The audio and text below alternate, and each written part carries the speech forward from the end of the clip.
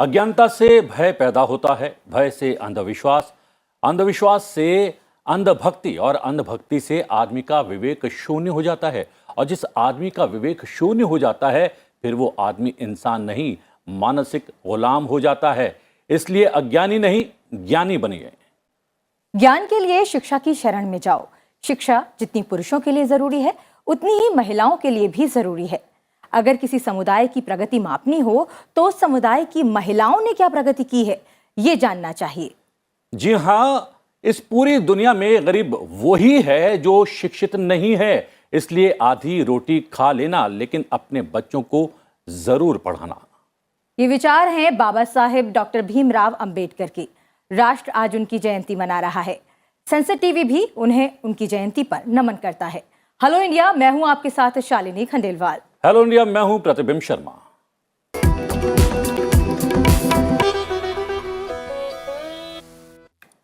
सबसे पहले जानते हैं कि हेलो इंडिया में आज क्या है खास।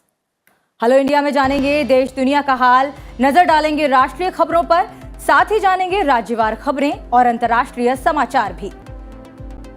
आज भारतीय संविधान के रचयिता डॉक्टर भीमराव अंबेडकर की 132वीं जयंती है। अब से कुछ ही देर में संसद भवन प्रांगण में डॉक्टर भीमराव अंबेडकर की प्रतिमा पर प्रधानमंत्री नरेंद्र मोदी सहित सभी गणमान्य नेता श्रद्धांजलि अर्पित करेंगे। संसद टीवी से होगा इस कार्यक्रम का सीधा प्रसारण। बताएंगे आपको आज की गतिविधियों के बारे में। खुशहाली और समृद्धि का पर्व बैसाखी आज पूरे धूमधाम से मनाया जा रहा है।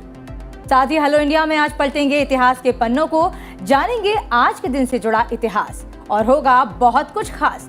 तो जुड़े रहिए अगले आधे घंटे हमारे साथ हेलो इंडिया में। शुरुआत करते हैं मुख्य खबरों के साथ।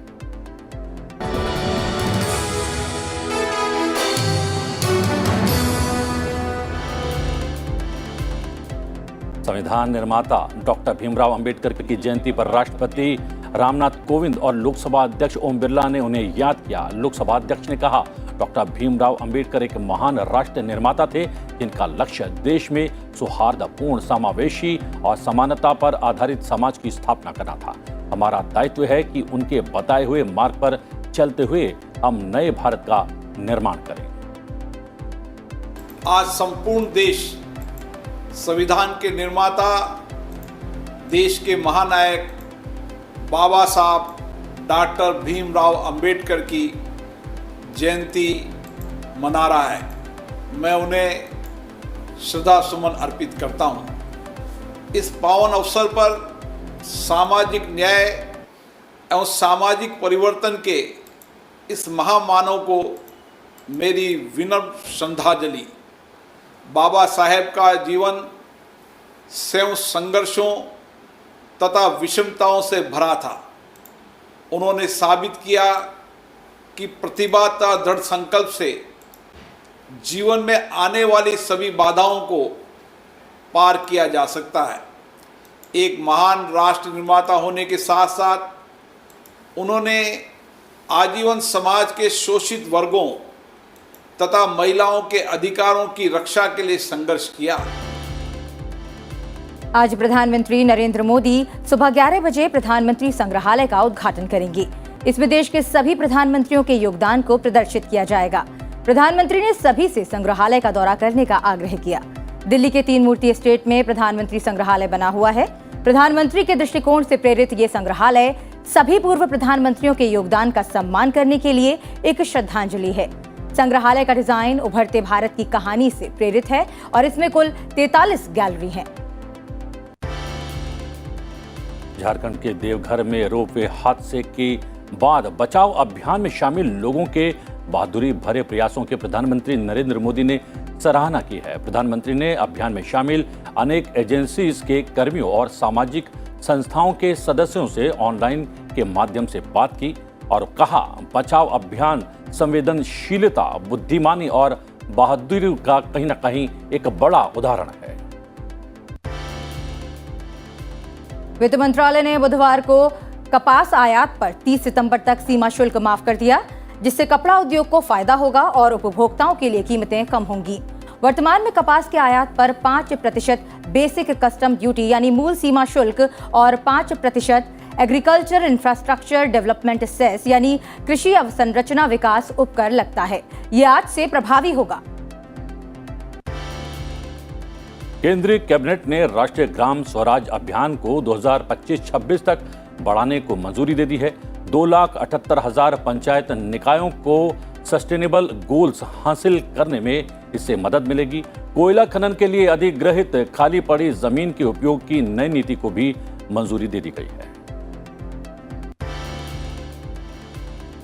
देश का वस्तुओं का निर्यात, पेट्रोलियम उत्पादों, इंजीनियरिंग और चमड़ा जैसे क्षेत्रों के अच्छे प्रदर्शन के बूते मार्च 2022 में 19.76% बढ़कर 42.22 अरब डॉलर पर पहुंच गया।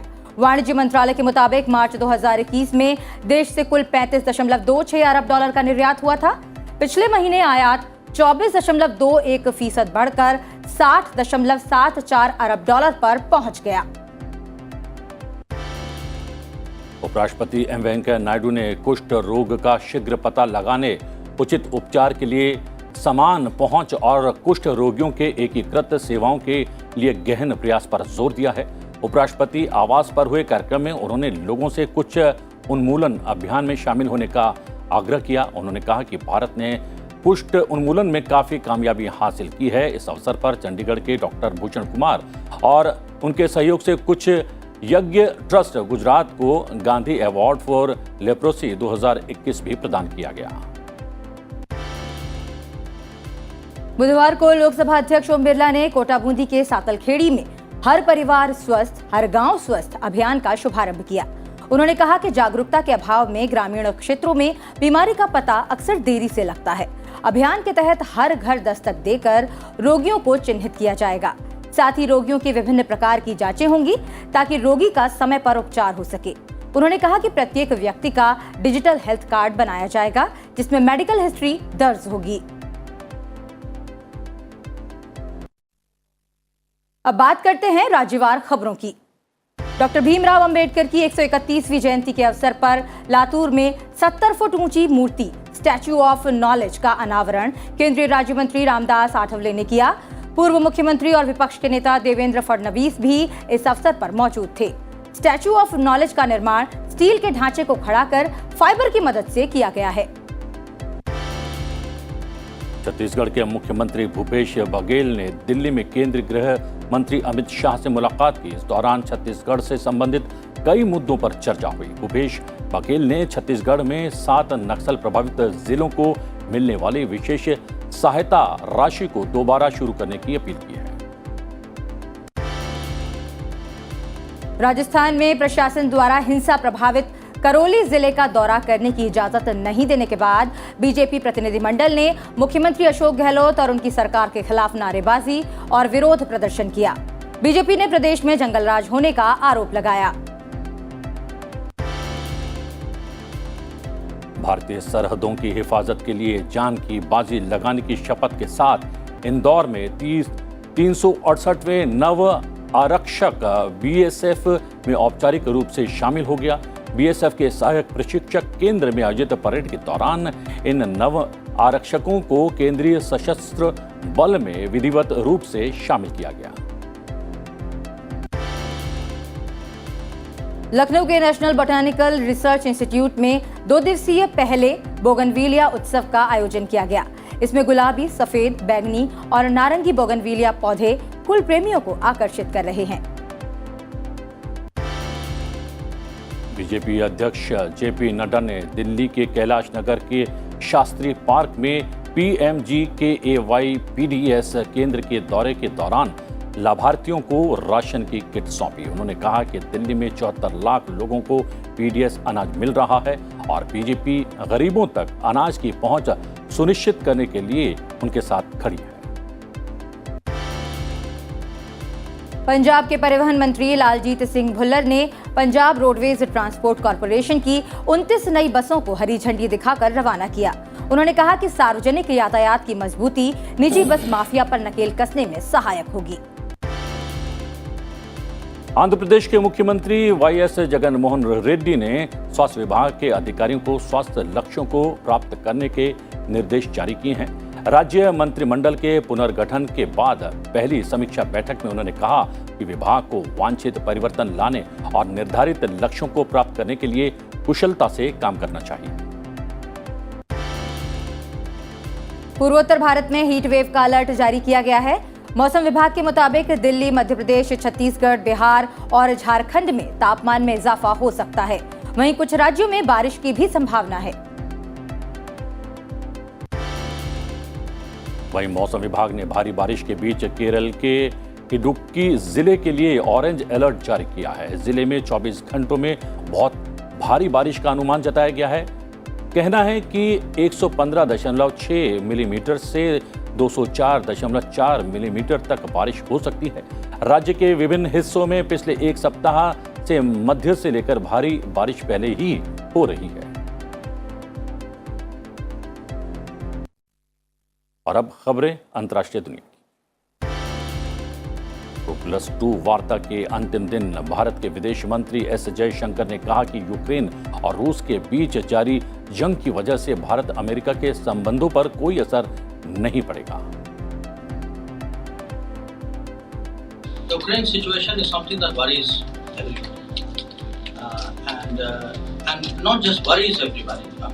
It also has consequences for most people. So there is a natural interest in the international community to say, okay, what can we do to help ease the situation? Our discussions with the Americans was more about, how is it we can all, or what is it we can all do to, first of all, encourage an early cessation of hostilities. Bharat को संयुक्त राष्ट्र आर्थिक और सामाजिक परिषद के 4 प्रमुख निकायों के लिए चुना गया है, जिसमें विकास और प्रौद्योगिकी आयोग भी शामिल है। संयुक्त राष्ट्र में भारत के स्थायी मिशन ने बुधवार ट्वीट कर ये जानकारी दी। बुधवार को पोलैंड, लिथुआनिया, लताविया और एस्टोनिया के राष्ट्रपति कीव पहुंचे, जहां उन्होंने यूक्रेन के राष्ट्रपति जेलेंस्की से मुलाकात की। ये सभी देश रूस विरोधी रणनीतिक संगठन नाटो के सदस्य हैं। इन सभी देशों ने राजनीतिक समर्थन और सैन्य मदद का प्रस्ताव रखा है। मंगलवार को ब्रुकलिन मेट्रो स्टेशन पर हुई सामूहिक गोलीबारी के मामले में संदिग्ध 62 वर्षीय व्यक्ति फ्रैंक आर जेम्स को गिरफ्तार किया गया है। ब्रुकलिन स्टेशन पर हुई गोलीबारी में करीब 23 लोग घायल हुए थे, जिसमें से 10 लोगों को गोली लगी थी।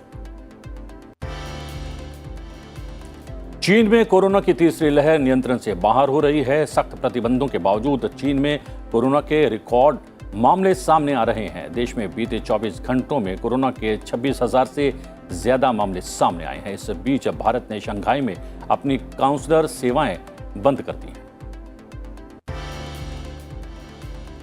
दक्षिण अफ्रीका के पूर्वी प्रांत क्वाजुलु नताल में भारी बारिश के कारण आई बाढ़ से 300 से ज्यादा लोगों के मौत की खबर है। मृतकों के अलावा कई लोग लापता भी हैं। इस क्षेत्र में इमारतों, सड़कों और बिजली लाइनें ध्वस्त हो रही हैं। सेना बचाव कार्यों में लगी हुई है। और नजर आज की गतिविधियों पर। भारतीय संविधान के रचयिता डॉक्टर भीमराव अंबेडकर की 132वीं जयंती पर पूरे देश में कई आयोजन हो रहे हैं। पंचायती राज मंत्रालय का ग्रामीण स्थानीय निकायों के लिए राजस्व के स्वयं के स्रोतों के संवर्धन पर राष्ट्रीय सम्मेलन हो रहा है। ये सम्मेलन आजादी के अमृत महोत्सव के अंतर्गत आयोजित किया जा रहा है। राष्ट्रपति रामनाथ कोविंद ने महावीर जयंती पर ट्वीट करते हुए लिखा है कि सभी देशवासियों, विशेषकर जैन समुदाय के लोगों को महावीर जयंती की शुभकामनाएं। भगवान महावीर अहिंसा की साक्षात प्रतिमूर्ति थे। उन्होंने मानवता को सत्य और अपरिग्रह की शिक्षा दी है। मेरी कामना है कि उनके सिद्धांतों पर चलते हुए हम वैश्विक शांति और पारस्परिक सद्भावना के लिए लगातार कार्य करें। लोकसभा श्री ओम बिरला ने महावीर जयंती के पर्व पर भगवान महावीर को नमन किया है। उन्होंने कहा है कि अपने ज्ञान से संसार को आलोकित कर उन्होंने शांति, सेवा और जन कल्याण का मार्ग प्रशस्त किया है। जीव मात्र के प्रति करुणा, दया और विनय उनके जीवन का सार है। उनका परोपकारी दर्शन आज भी दुनिया को दिशा दे रहा है। जी हां, सीधा रुख करते हैं संसद भवन परिसर में मौजूद अपने सहयोगी सूरज मोहन झा का। सूरज, आज बहुत ही विशेष दिन है। बाबा साहब डॉक्टर भीमराव अंबेडकर की जयंती है, पूरा देश मना रहा है। आज संसद भवन प्रांगण में क्या विशेष कार्यक्रम और कब शुरू होने वाला है?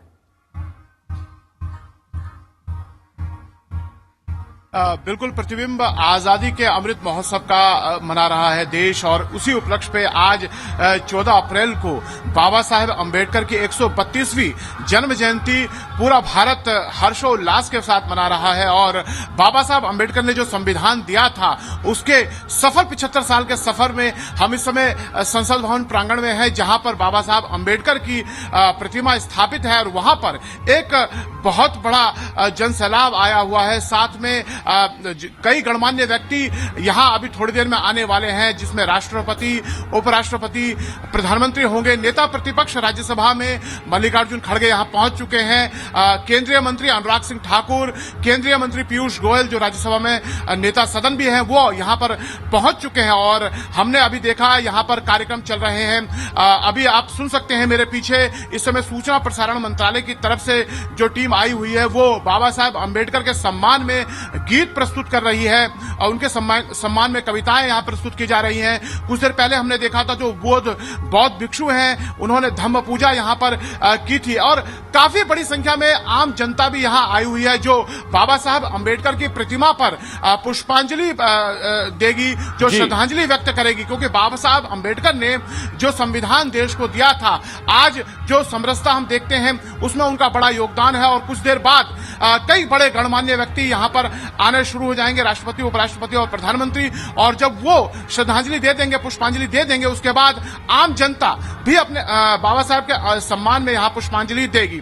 बाबा साहब का योगदान प्रतिबिंब काफी बड़ा रहा था।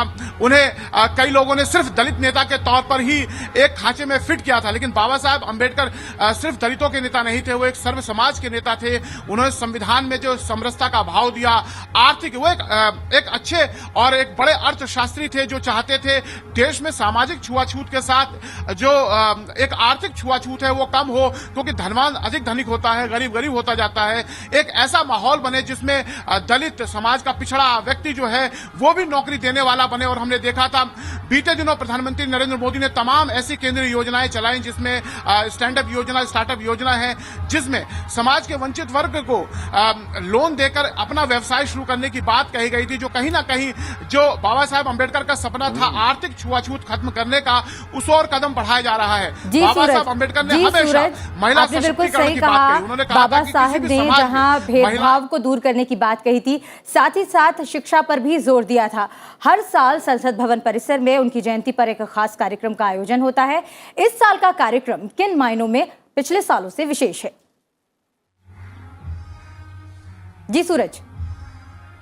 शालिनी, जैसा मैंने पहले बताया था, हम पूरा जो देश है इस समय आजादी का अमृत महोत्सव मना रहा है। और आजादी के अमृत महोत्सव में जब हम 75 साल का सफर हमने तय किया है, उसमें बाबा साहब अंबेडकर का योगदान काफी अहम रहा है। उन्होंने जो उनके नेतृत्व में जो संविधान रचा गया था, उसने कहीं ना कहीं इस 75 साल में हमने जो एक सफलता हासिल की है, आज समाज के सभी वर्गों ने जो तरक्की की है और देश जो विकास की तरफ अग्रसर है, उसमें बाबा साहब का योगदान काफी बड़ा रहा है। और हमने हमेशा देखा है प्रधानमंत्री नरेंद्र मोदी हर मंच से बाबा साहब अंबेडकर को के योगदान को कहते हैं। और इस बार जब हम 132वीं जन्म जयंती बाबा साहब अंबेडकर की मना रहे हैं, ऐसे में पूरे विश्व में, और कहें, मैं भारत ही नहीं कहना चाहूंगा, क्योंकि बाबा साहब अंबेडकर जहां जहां गए वहां उनकी याद में कार्यक्रम हो रहे हैं और पूरे भारत में लोग उन्हें बड़े ही हर्षोल्लास के साथ याद करते हैं। लोग कहते हैं सूरज, आप वहां पर बने रहिए, लगातार अपडेट के लिए आपके पास आते रहेंगे। और आपने जैसा कहा कि राष्ट्रपति और प्रधानमंत्री बहुत जल्द वहां पर पहुंचने वाले हैं। जब राष्ट्रपति और प्रधानमंत्री वहां पर पहुंचेंगे, वापस आपके पास लौटेंगे। अभी तक की जानकारी के लिए बहुत बहुत धन्यवाद सूरज। और ये आप सीधी तस्वीरें देख सकते हैं कार्यक्रम स्थल से। बाबा साहब भीमराव अंबेडकर की प्रतिमा सुसज्जित, और देश आज उनकी जयंती धूमधाम के साथ मना रहा है। और ये सीधी तस्वीरें संसद भवन प्रांगण से। और जैसा कि हमारे सहयोगी ने बताया कि वहाँ पर सांस्कृतिक कार्यक्रम आयोजित हो रहे हैं, और इस आयोजन के बीच विशिष्ट जन वहाँ पर पहुँचने शुरू हो चुके हैं। माननीय सांसद मंत्रीगण वहाँ पर मौजूद हैं। राष्ट्रपति वहाँ पर बहुत जल्द पहुँचने वाले हैं, प्रधानमंत्री भी वहाँ पर पहुँचने वाले हैं और लगातार वहाँ से अपडेट अपने सहयोगी सूरज मोहन झा से भी लेते रहेंगे। फिलहाल हम दिखा रहे हैं कि कितनी विहंगम तस्वीरें संसद भवन प्रांगण से आ रही हैं इस कार्यक्रम की।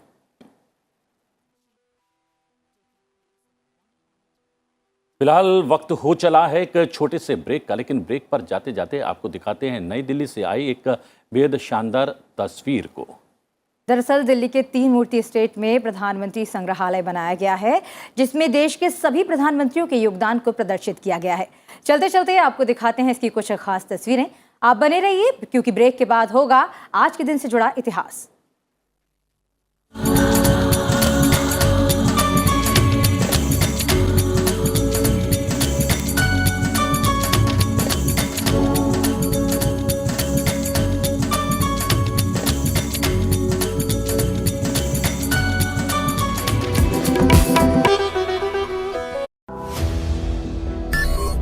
किसानों के लिए अगर मदद करने की भावनाएं मेरे दिल में है तो मैं खुद का घर भी जला सकती हूँ।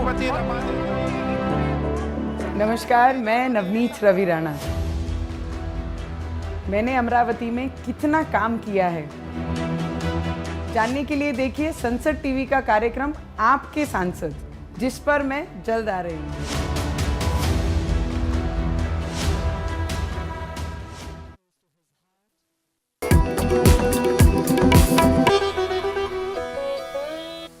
ब्रेक के बाद एक बार फिर आपका स्वागत है। और अब बात आज के इतिहास की। आइए जानते हैं कि आज के दिन से जुड़ा इतिहास क्या कहता है और 14 अप्रैल की तारीख इतिहास के पन्नों में कैसे खास है।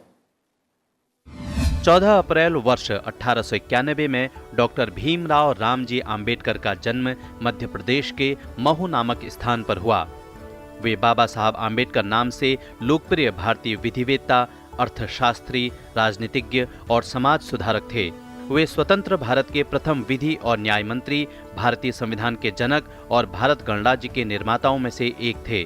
उन्होंने बौद्ध दलित आंदोलन को प्रेरित किया और सामाजिक भेदभाव के विरुद्ध अभियान चलाया।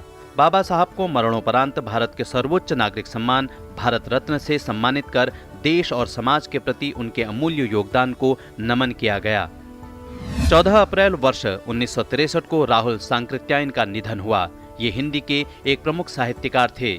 आधुनिक हिंदी साहित्य में उन्होंने यात्रा वृत्तांत, यात्रा साहित्य और विश्व दर्शन के क्षेत्र में साहित्यिक योगदान दिया।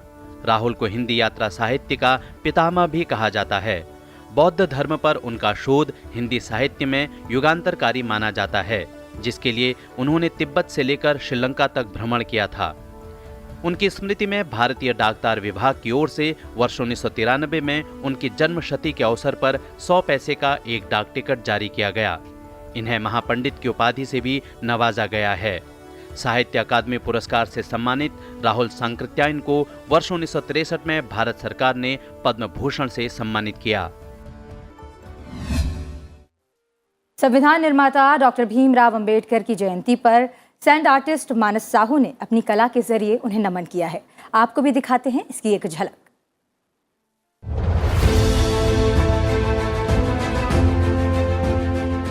कांग्रेस की कटु आलोचना करने के बावजूद डॉक्टर भीमराव अंबेडकर की प्रतिष्ठा एक अद्वितीय विद्वान और विधिवेता की थी। यही कारण था कि 15 अगस्त 1947 को स्वतंत्रता मिलने के बाद बनी अंतरिम सरकार में बाबा साहब अंबेडकर को देश का पहला कानून और न्याय मंत्री बनाया गया। 29 अगस्त 1947 को बाबा साहब अंबेडकर को स्वतंत्र भारत के नए संविधान की रचना के लिए बनी संविधान की मसौदा समिति के अध्यक्ष पद पर नियुक्त किया गया। संविधान निर्माण के लिए उन्होंने 60 देशों के संविधानों का अध्ययन किया। गहन चिंतन मंथन के बाद 2 साल 11 महीने और 18 दिनों में भारत का संविधान तैयार हुआ, जिसे 26 नवंबर 1949 को अंगीकार किया गया। अंबेडकर ने भारत के संविधान के अनुच्छेद 370 का विरोध किया, जिसने जम्मू कश्मीर राज्य को विशेष दर्जा दिया और जिसे उनकी इच्छाओं के खिलाफ संविधान में शामिल किया गया। अंबेडकर वास्तव में समान नागरिक संहिता के पक्षधर थे। अंबेडकर का भारत आधुनिक वैज्ञानिक सोच और तर्क संगत विचारों का देश होता। उसमें पर्सनल कानून की कोई जगह नहीं थी। संविधान सभा में बहस के दौरान बाबा साहब अंबेडकर ने एक समान नागरिक संहिता को अपनाने की सिफारिश करके भारतीय समाज में सुधार करने की अपनी इच्छा भी प्रकट की। अंबेडकर विदेश से अर्थशास्त्र में डॉक्टरेट की डिग्री लेने वाले पहले भारतीय थे। उनका मानना था कि औद्योगिकीकरण।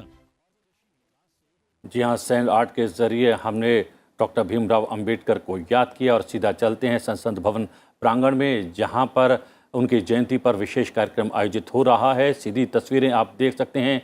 केंद्रीय मंत्री वहां पर मौजूद हैं। पीयूष गोयल आपको नजर आ रहे हैं और जैसा कि हम कह रहे हैं कि कुछ ही क्षणों में पहुंचने वाले हैं राष्ट्रपति और प्रधानमंत्री। और लोकसभा अध्यक्ष ओम बिरला भी वहां पर पहुंच चुके हैं। आप देख रहे हैं सीधी तस्वीर संसद भवन परिसर से और यहां पर मनाई जा रही है बाबा साहेब डॉक्टर भीमराव अंबेडकर की जयंती।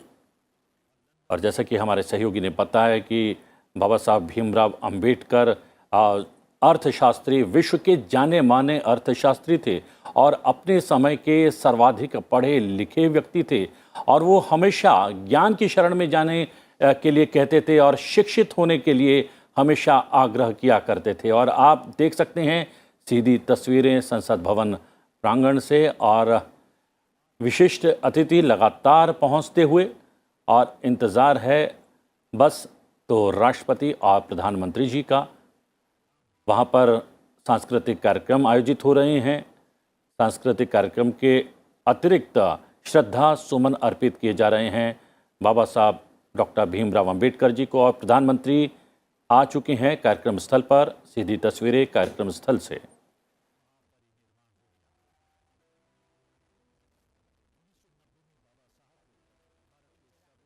Senior parliamentarians, Lok Sabha Speaker Shri Om Birla, and in just a short while, President of India will be arriving.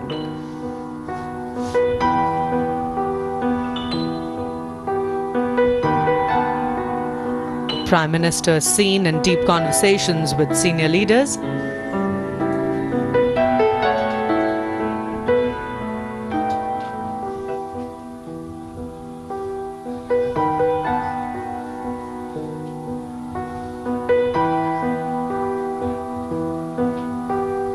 So many leaders and politicians from different political parties have come together here to pay their homage to the visionary.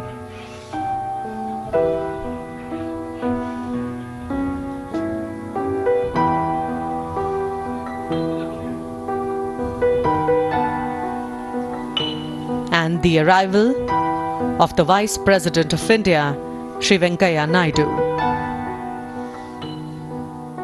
Prime Minister greeting Shri Venkaiah Naidu and interacting and seen in a deep conversation.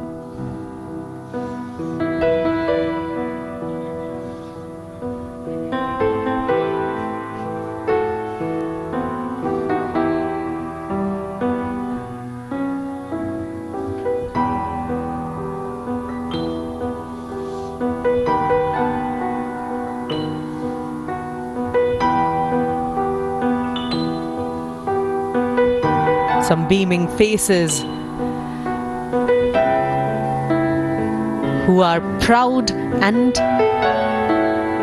happy that all have gathered today in such numbers to pay homage to this great visionary, Bharat Ratna, Dr. B.R. Ambedkar.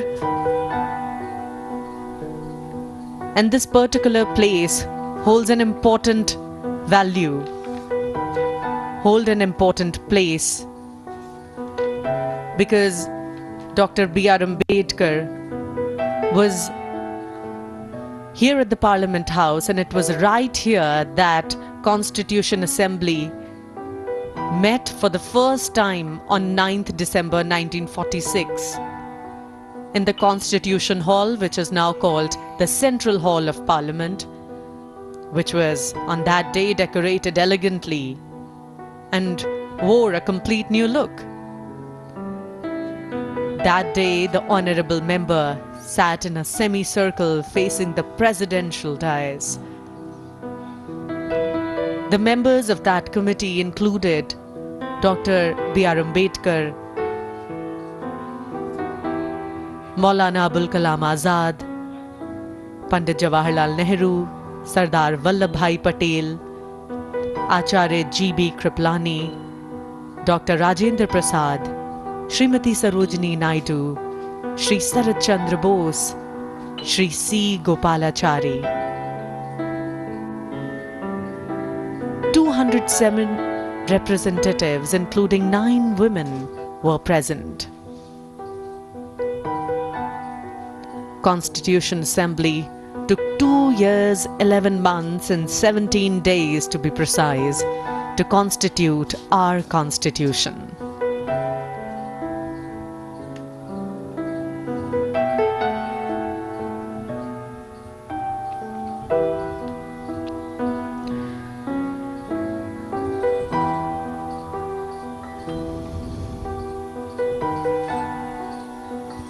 And the arrival of Honorable President of India, Shri Ram Nath Kovind.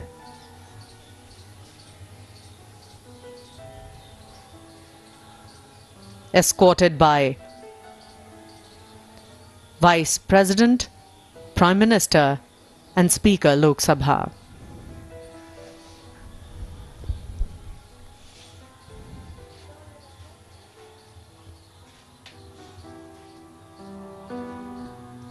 President greeting all the senior parliamentarians and dignitaries and eminent guests while arriving at the venue.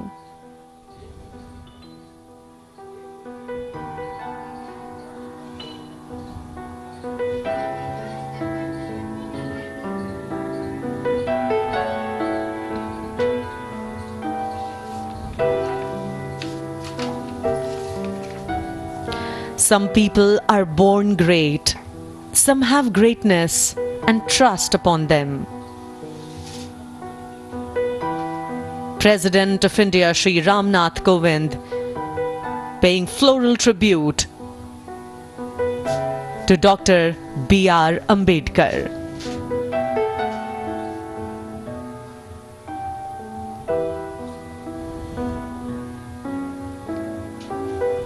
Vice President of India, Shri Venkaiah Naidu, offering his tribute to Baba Saheb. Prime Minister of India, Shri Narendra Modi, offering floral tribute to Bharat Ratna B.R. Ambedkar.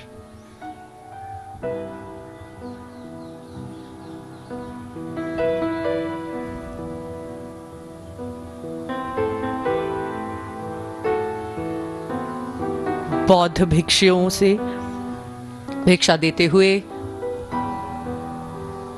प्रधानमंत्री Shri Narendra Modi. Buddhism was particularly very close to Baba Saheb's heart.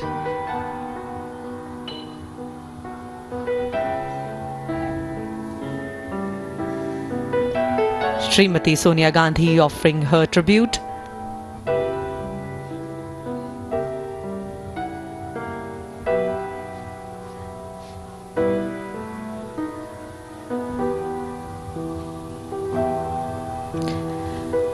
Some people are born great, some have great trust upon themselves, and some achieve greatness. To the last category belonged Bharat Ratna Dr. B.R. Ambedkar.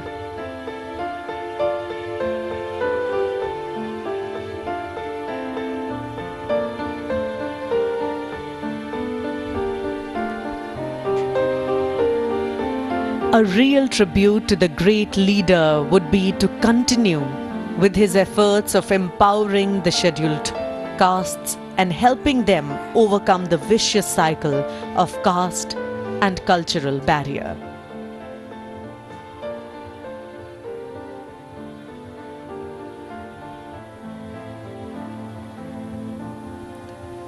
all the parliamentarians and dignitaries gathered together for a customary picture.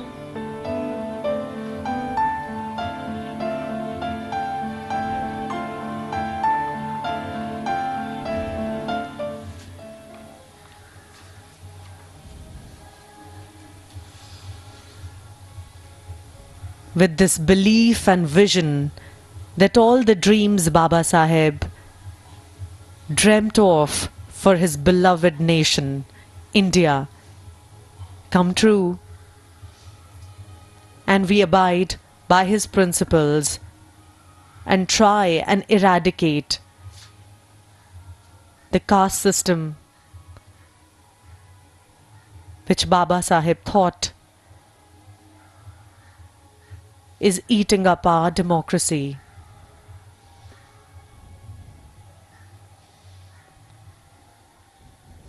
President and Prime Minister greeting the crowd with a wave. Excited faces. This is the beauty of democracy, that common man gets to interact, gets to meet Prime Minister and President of India at this glorious day of 132nd birth anniversary of Bharat Ratna Dr. B.R. Ambedkar.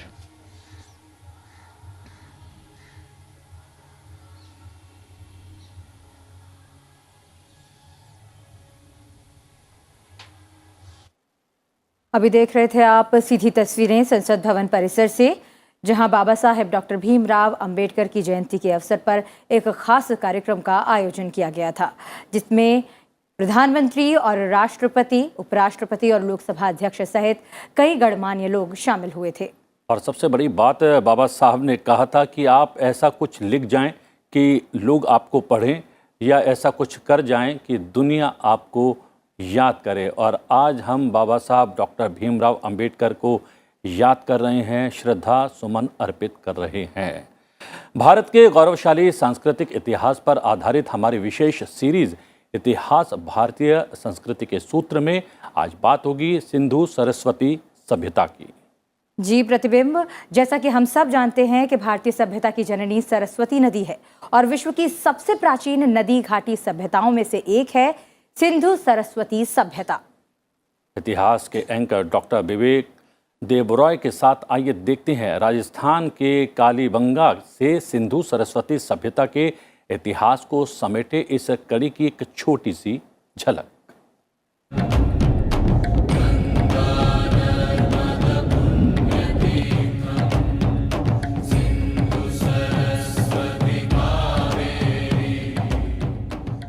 आज के episode में हम जानेंगे सरस्वती नदी के बारे में,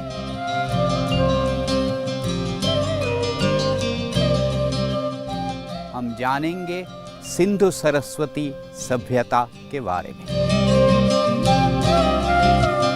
सिंधु सरस्वती सभ्यता के बारे में कहते हैं तो इसकी जो शुरुआत है वो तकरीबन आज से 7000 साल ले लीजिए, और इसी सिंधु नदी और सरस्वती नदी के घाटियों में इनकी जो बस्तियां जो बनने लगती हैं। Nadi Stuti Siktam is very clear where the Saraswati river is. It is between the Yamuna and the Shutudru, which is the Sutlej. So there is no doubt as far as the Rigvedic conversation is concerned where exactly the Saraswati flowed. It's between these two rivers.